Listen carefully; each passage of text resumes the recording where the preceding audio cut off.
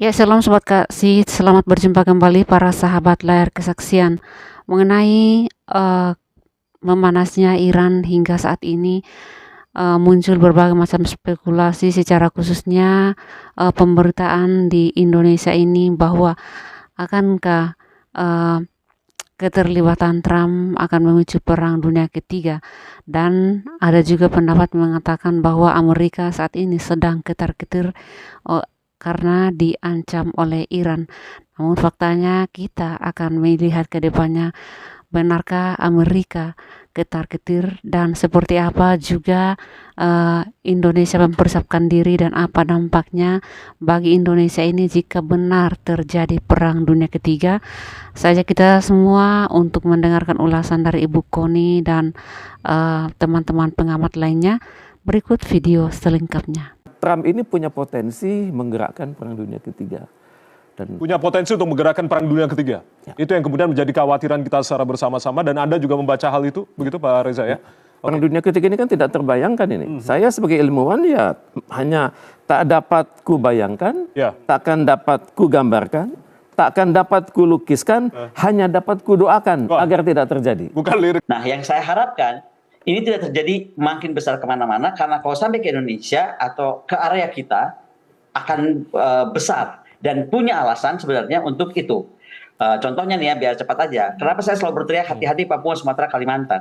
Karena kalau kita baca white paper Prancis, white paper beberapa negara maju itu kan, negara-negara NATO misalnya, dia bicara tentang keamanan lingkungan, dan dia ada security naratif yang menyatakan apapun lingkungan yang dianggap paru-paru dunia atau sumber makanan dunia atau sumber energi dunia, mereka bisa berhak masuk atas nama operasi militer selain perang atau military operation rather than war.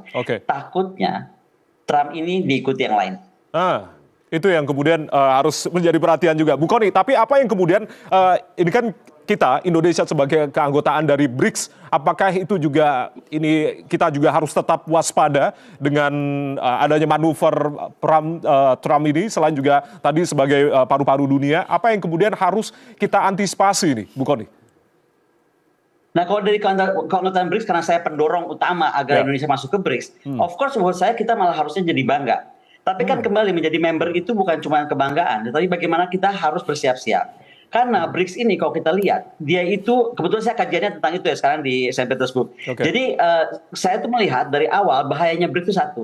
Kekuatan rare earth material atau kekuatan semua mineral tanah jarang, itu paling besar di negara-negara BRICS. Jadi sekarang tuh bisa dianggap Cina dan kawan-kawan ini di BRICS itu penguasa rare earth material. Nah, karena itulah sementara rare earth material menjadi senjata masa depan atau energi masa depan, maka kita pasti ditargetkan. Untuk itu BRICS harusnya kita jadikan kendaraan. Bagaimana kita menggunakan BRICS nanti dalam menyeimbangkan hegemoni tadi, mengurangi dominasi satu kekuatan. Jadi sebenarnya walaupun ada kelemahan dengan kita di sana, sekali lagi kelemahan ketika kita nggak siap ya, tapi itu menjadi ketika bisa membuat BRICS ini sebagai, saya nggak bilang sebagai fakta pertahanan, karena di kami itu tidak pernah membahas itu ya di Rusia.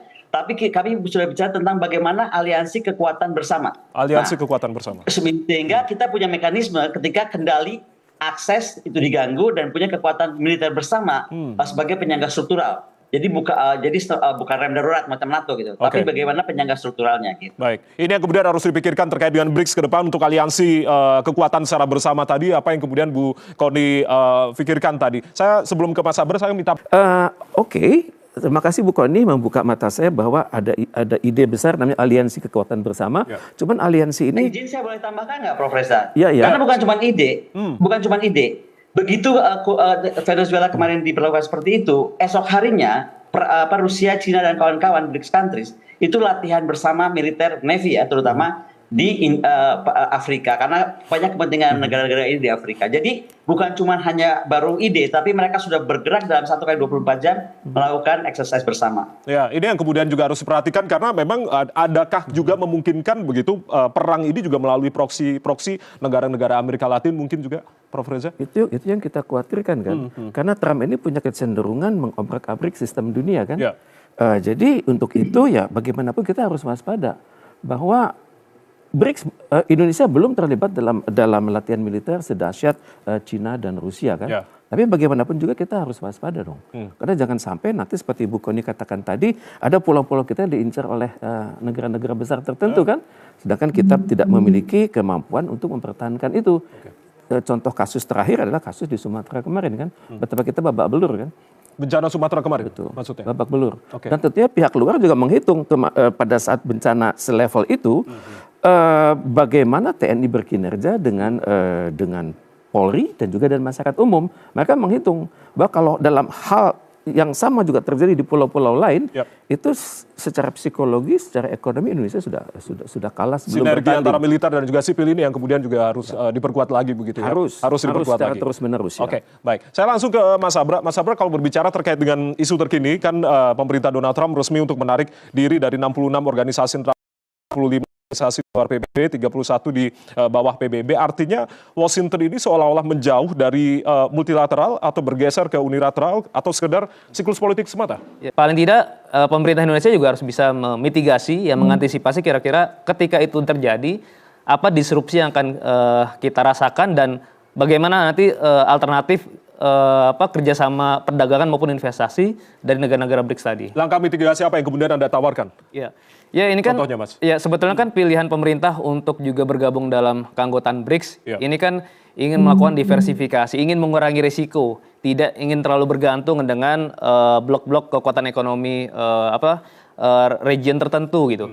Dan kemudian kedua, sebetulnya selain upaya untuk memperluas peluang investasi dan perdagangan, ini kan juga di BRICS yang kental juga yang perlu kita garis bawahi adalah upaya ingin mengurangi ketergantungan terhadap dolar, dedolarisasi. Nah, dedolarisasi ini juga sebetulnya menjadi instrumen keanggotaan BRICS ataupun anggota BRICS pendiri itu untuk mengurangi kekuatan Amerika dalam konteks kekuatan hegemoni di bidang ekonomi.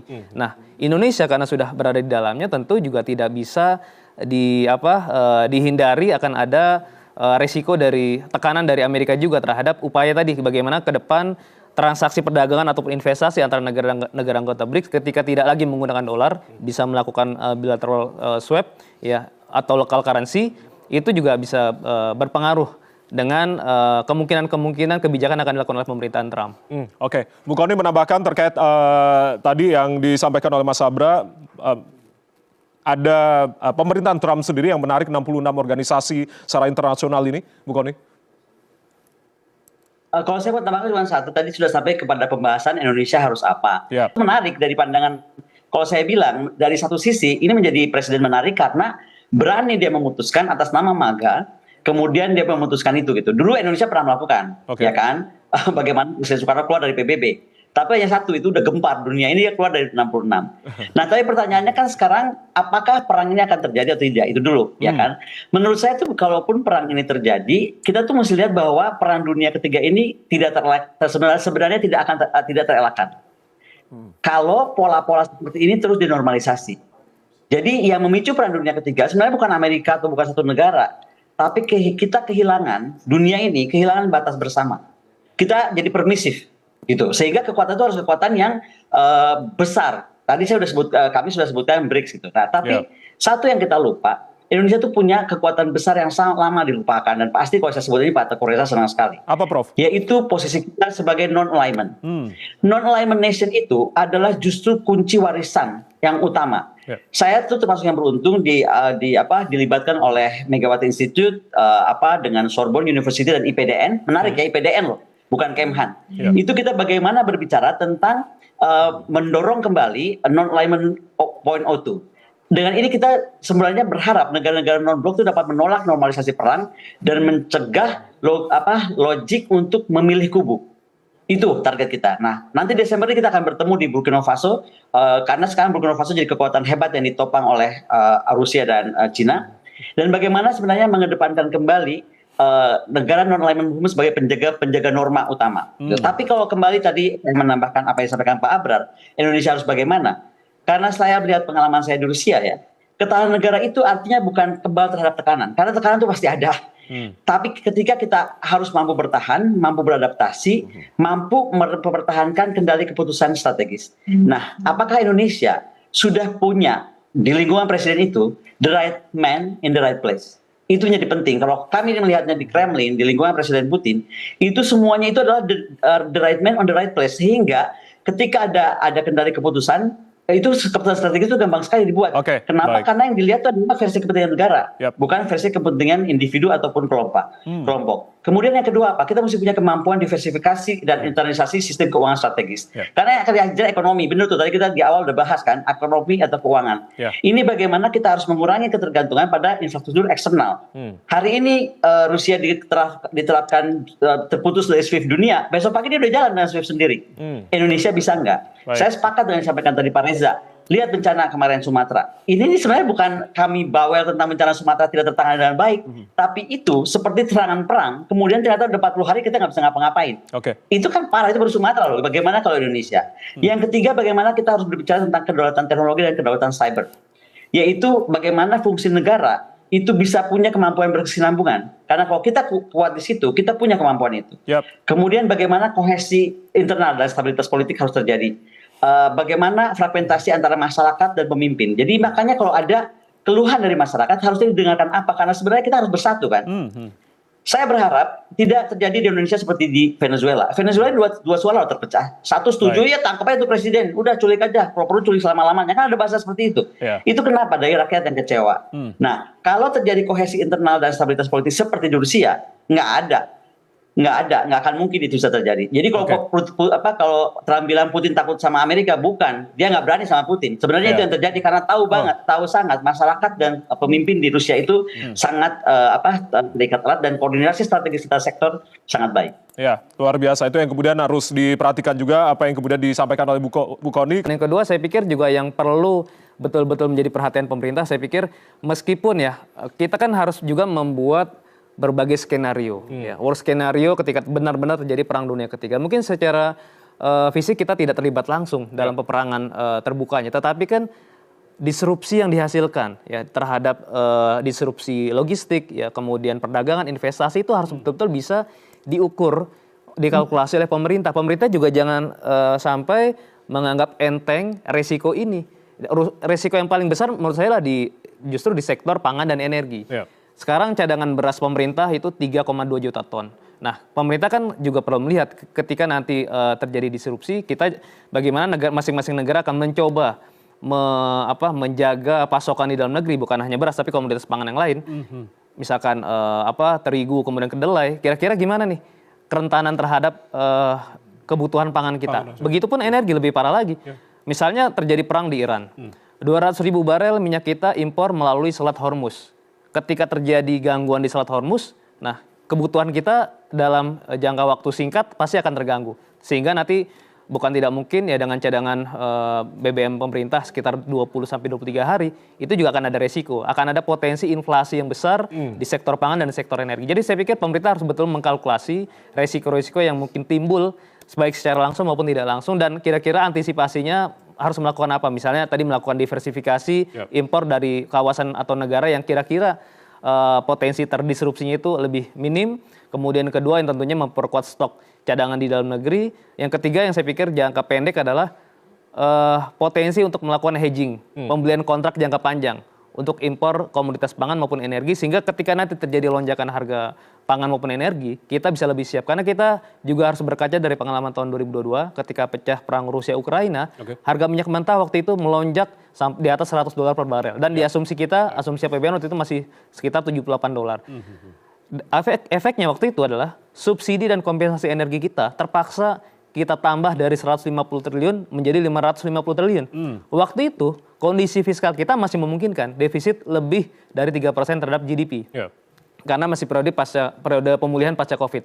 Tetapi di situasi sekarang, ruang fiskal kita semakin terbatas. Tahun lalu aja realisasi APBN kita itu sudah hampir menyentuh 3% terhadap GDP, 2,92%. Dalam situasi yang relatif normal di tahun lalu, harga minyak mentah, harga pangan relatif turun. Nah, di 2026 ini kira-kira resikonya pasti akan jauh lebih besar. Kalau tadi terjadi gejolak harga di level global. Ini yang kemudian harus diperhatikan juga, sejalur dengan komitmen dari pemerintah, swasembada energi, swasembada pangan, itu juga harus dikuatkan lagi komitmen itu. Saya langsung ke Bu Kony. Bu Kony, ini ada hubungannya terkait dengan situasi Iran yang kemudian juga Anda baca.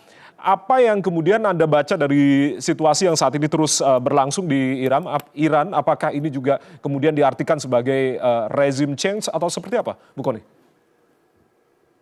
Intinya begini aja, seperti saya sampaikan, apapun itu bentuk perang modern itu ternyata the future of sovereignty itu will not be decided by tanks. Jadi tidak ada lagi sovereignty masa depan itu di-decide oleh kekuatan militer ansih. Tapi bagaimana narasi-narasi dipakaikan kepadanya. Nah, misalnya saja buat saya yang paling penting adalah pernah nggak kita sadar bahwa harusnya kita nggak usah kaget-kaget amat sih dengan kejadian Trump begini. Harusnya ini jadi momen juga Indonesia merefleksi diri. Kalau kita lihat apa yang dilakukan Trump itu sebenarnya menurut saya adalah Jakarta Method 3.0. Jadi Jakarta Method 1.0 itu di bukunya Jakarta Method misalnya, itu kan ketika tahun 66-an ya, 55-66 tuh. Elit dekapitalisasi, lalu anti komunisme propaganda, kemudian kudeta kekuasaan halus, oke? Itu versi 01-nya. Tapi versi 02-nya kapan? 2014 sampai 2024. Apa yang terjadi? Jakarta Method. Delegitimasi hukum dan konstitusi ditabrak. Bedanya apa sama Trump? Bedanya di Januari 2026, kemudian dia lahir dengan versi Jakarta Method 3. Oh ternyata konstitusi itu bisa ditabrak. Gue tabrak aja nih sekarang. Dan dia pinter nih, dia kawinkan dengan military operation Underground War. Dia punya nih elemen militer kuat, tapi kapan makainya, gimana cara makainya? Dia pakailah itu, operasi militer selain perang. Selain tadi, dikriminalisasi elitnya, kemudian intervensi dengan nama bermoral. Itu artinya sama juga, mau di Iran, mau dimanapun, itu akan pakai senjatanya tergantung tempat masing-masing. Contoh, sekarang di Iran kan muncul 2 bendera. Bendera era Reza Pahlavi sama bendera sekarang. Itu kan juga sebuah permainan. Nah, bagaimana kita harus survive dari itu? Tapi saya kembali, kalau melihat sebuah masalah, saya tuh ingin kita belajar dari masalah itu apa. Ini mungkin yang saya ingin tekankan, ternyata dunia itu mau apakah itu non-alignment movement nanti, apakah tadi PBB sudah direkonstruksi dan direform kembali, tapi terjadi sekuritisasi berlebihan sehingga terdoronglah kedaulatan bersyarat yang disampaikan oleh Trump. Nah, tren global ini bagaimana doktrin-doktrin perangnya, narasi moralnya, weaponization of legality-nya atau lawfare-nya itu ternyata terjadi pembiaran. Nah, gimana caranya sekarang kita juga belajar dari situ? Karena saya juga agak khawatir kenapa dengan kasus tadi, kalau kita Jakarta Method ya, buat saya pertanyaannya apalagi yang dipelajari oleh Trump dari Indonesia. Saya sih soalnya GR aja, mereka lagi belajar ke kita, bukan kita harus belajar ke mereka. Yang saya takut adalah operasi militer selain perang. Ini penting nih, military operation Underground War-nya Amerika itu nggak masuk undang-undang. Tapi operasi militer selain perang kita itu masuk undang-undang 34. Yang kita harus hati-hati, definisi ancaman itu bisa melebar. Isu sosial, ekonomi, lingkungan, ya kan, dan itu dicap masalah ancaman keamanan. Kemudian bagaimana perintah operasi itu kabur, mandatnya itu tidak menyebut tujuannya, juga tidak terukur, durasi dan exit strateginya nggak ada. Kemudian tumpang tindih fungsi. Ya, ini yang nggak boleh terjadi. Hukum, administrasi, penegakan pertahanan, keamanan. Nah, narasi-narasi ini menurut saya, kenapa sekarang kalau kita kaget-kaget, kenapa ya Trump masuk ke sana karena energi, karena law earth material? Karena ada dia lihat, oh ternyata ada celah nih di kita nyebutnya MSP ya. Di sana kan military operation Underground War. Oh ada celah nih, masuk dari celah itu. Nah, gimana caranya sekarang kita masukin negara-negara non-alignment movement atau tadi negara BRICS mampu membuat 5 firewalls. Misalnya kita bikin mandat politik negara yang eksplisit. Setiap operasi militer seperti yang Trump mau itu harus berbasis keputusan politik yang jelas. Misalnya kita bisa nih bikin soal suara bersama gitu kan. Kemudian firewall 2-nya apa? Definisi ancaman itu harus ketat. Apa? Harus ada uji proporsionalitas. Apa threat qualification-nya? Tadi kan Prof. Reza singgung soal threat-nya sama enggak. Nah, mungkin selain threat sama atau enggak, apa kualifikasi threat itu apa? Kemudian bagaimana firewall 3-nya memisahkan tegas, ini tugas militer, ini tugas penegakan hukum. Itu mesti clear. Karena yang sekarang terjadi malah itu dicampur baurkan dan dia berhak maju karena tadi military operation Underground War. Nah, kemudian paling akhir kita harus pikirkan sekarang bagaimana exit strategi. Karena saya pikir kalaupun sekarang Trump lagi sadar, dia mungkin mikir keluar dari sini gimana caranya nih ya. Nah, itu kita bantu exit strateginya apa sehingga tetap dunia itu akan aman-aman saja. Oke, menarik sekali apa yang kemudian diungkapkan Bu Kony. Saya minta respon Pak Reza dan juga Mas Abra seperti apa. Kita perlu mengingatkan negara. Pelajaran apa yang kita ambil dari Venezuela? Pertama adalah kerapuhan di dalam negeri itu membuat organisasi-organisasi dalam negeri itu mendiamkan gitu. Mereka seolah-olah terlena nggak nganggap bahwa Amerika Serikat itu akan serius menguasai mereka. Kerapuan dalam negeri artinya kerapuan dari sisi? Ya, tidak kompak. Pemerintahan itu kan hanya elit konglomerat itu hanya sekitar 10% itu. Kemudian masyarakatnya itu sangat terkena dampak kehancuran ekonomi. Itu satu. Kemudian juga superioritas teknologi Amerika Serikat itu luar biasa. Banyak fasilitas Cina dan Rusia di situ, tapi kenapa mereka semua tampaknya terdiam gitu ya. Kemudian kita belajar juga AS ini berpotensi mempersatukan OPEC. Pelajaran dari Iran adalah teknologi AS itu benar-benar bisa mempermainkan mood masyarakat. Ini adalah versi lain daripada Arab Spring. Jadi apa yang kita ambil dari itu gitu? Secara teori kita selalu mengingatkan kita perlu ketahanan nasional. Kondisi dinamis suatu bangsa sehingga di mana pemerintah, masyarakat, organisasi masyarakat dan masyarakat umum itu punya kemampuan menghadapi ancaman, tantangan, hambatan dan gangguan. Tapi pada saat yang sama kita menstabilkan diri gitu ya. Nah, untuk itu kan tidak mudah.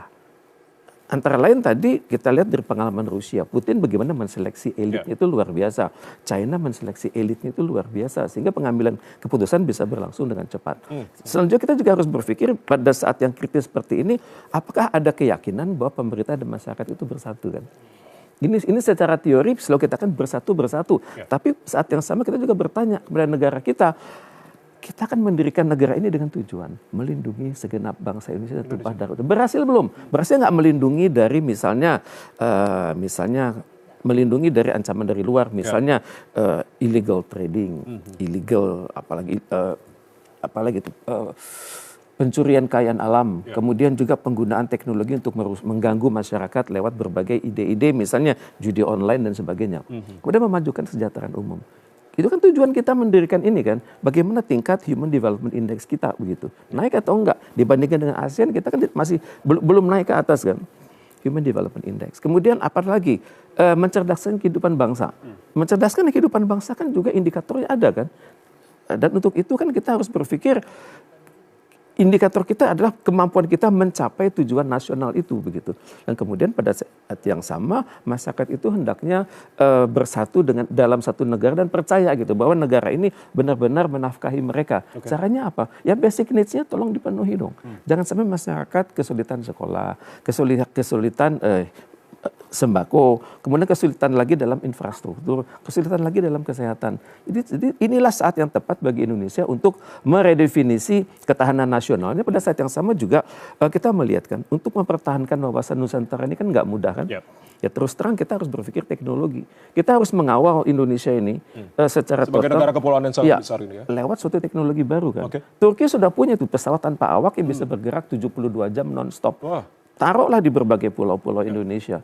Itu satu. Kemudian yang kedua, kita belajar bahwa salah satu cara untuk menangkal terjadinya serangan luar adalah balistik. Ballistic missile. Sudah tiba saatnya kita memperbanyak ballistic missile. Kita tempatkan di titik-titik strategis sehingga dalam radius tertentu kapal-kapal asing itu ragu-ragu untuk datang ke Indonesia. Ragu-ragu mempermainkan selat-selat strategis Indonesia. Selanjutnya lagi saat ini ya kita harus buktikan bahwa radar sipil dan militer itu terintegrasi. Sehingga dengan demikian kita bisa benar-benar mengendalikan kawasan Nusantara kita. Masih banyak PR yang kemudian harus kita selesaikan secara bersama-sama. Mas Abra, artinya apakah kemudian kita lihat pengaruh dari eskalasi global ini apakah sudah mulai terasa dan secara cepat pemerintah kita harus mengambil langkah apa? Singkat saja, Mas. Ya, saya pikir ini menjadi momentum untuk melakukan konsolidasi pertahanan nasional, pertahanan semesta. Artinya kita berkaca bahwa negara-negara yang sudah maju secara teknologi saja masih menghadapi ancaman, apalagi kita, anggaran pertahanan kita sangat minim, rasio anggaran militer terhadap GDP kita hanya 0,8%, rata-rata dunia itu 2,3%, kita untuk menambah anggaran pertahanan sepertinya sangat sulit dalam jangka pendek menengah, harus ada strategi lain.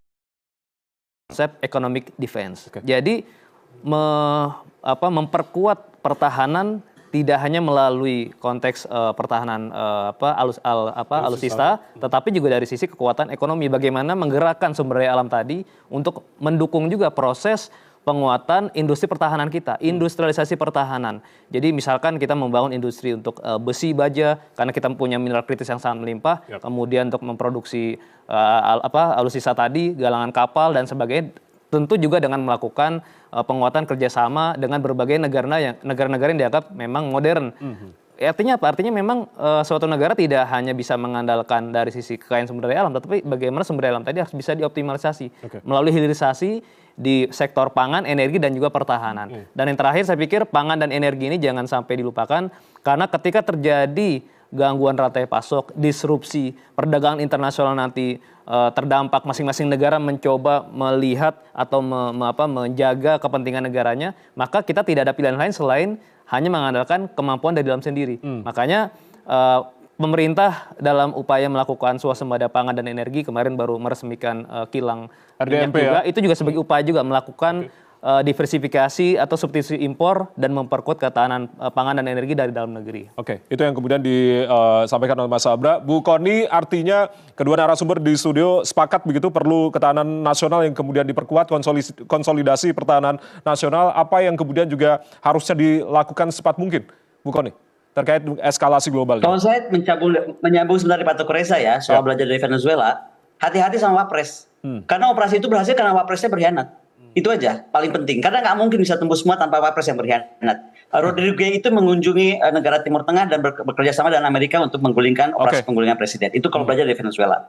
Yang kedua, saya semangat orang militer, orang pertahanan banget ya. Saya besar di dunia itu. Hari ini justru saya berbicara lain. Stop kembangkan militer saja. Justru kita harus bangun kedaulatan cyber dan data, infrastruktur digital nasional, pengurangan ketergantungan pada cloud asing, lalu bagaimana tadi saya sudah sampaikan tentang ketahanan sistem keuangan, lalu diversifikasi jalur pembayaran internasional, kita harus pikirkan, karena ada 4 quest itu dulu dikerjain, kemudian cadangan strategis nasional kita apa, dan integrasi pertahanan, kalau dari cuma ngomong pertahanan, itu bagaimana udara, cyber, elektronik, itu dalam satu komando. Itu aja lebih penting dibandingkan pembelian tank atau apa kapal induk atau apapun. Menurut saya udah lebih geser, karena sekarang, yang penting dari tantangan modern itu bagaimana kita harus menghadapi lawfare. Ini kalau belajar dari Venezuela. Penguatan hukum nasional dan diplomasi hukum internasional. Jadi ahli-ahli hukum internasional nih, Pak Hikmahanto dan lain-lain harus naik panggung langsung. Lalu kesadaran elit bahwa perang itu sekarang harus dipahami, dia senyap, cepat, multidimensi. Sehingga tadi anggap aja Sumatera itu kemarin pembelajaran. Ayo kita percepat sekarang. Kalau Sumatera perlu 50 hari, besok kita mau ada bencana di mana cuma perlu 1 hari atau 1 kali 24 jam. Seperti Cina bisa, kenapa Indonesia nggak bisa? Oke, baik. Pak Reza, apa yang kemudian tadi Bu Kony katakan, diam, senyap, lalu juga harusnya yang diantisipasi terkait dengan hukum internasional juga? Tepat sekali. Inilah saatnya yang tepat sekarang kita meredefinisi kemampuan kita bertahan dalam suatu lingkungan yang sangat dinamis ini. Dunia semakin tidak bersahabat, maka marilah kita membangun kepaduan nasional lewat ketahanan nasional, pembangunan nasional, kewaspadaan nasional, pemerintah dan masyarakat yang satu. Itu satu kunci itu. Mas Sabra, menambahkan? Ya, saya pikir pemerintah dan masyarakat tadi, masyarakat tentu sehari-hari ini juga cukup gelisah juga ya, walaupun jauh ya lokasi eskalasi tadi, tapi kan kita bisa menyaksikan pemberitaan dari menit ke menit gitu. Dan ketika memang betul-betul terjadi ya perang dunia ketiga, yang kita semua tentunya tidak mengharapkan. Ya. Yang perlu kita pikirkan adalah apa bentuk antisipasi yang harus dilakukan pemerintah dan juga masyarakat.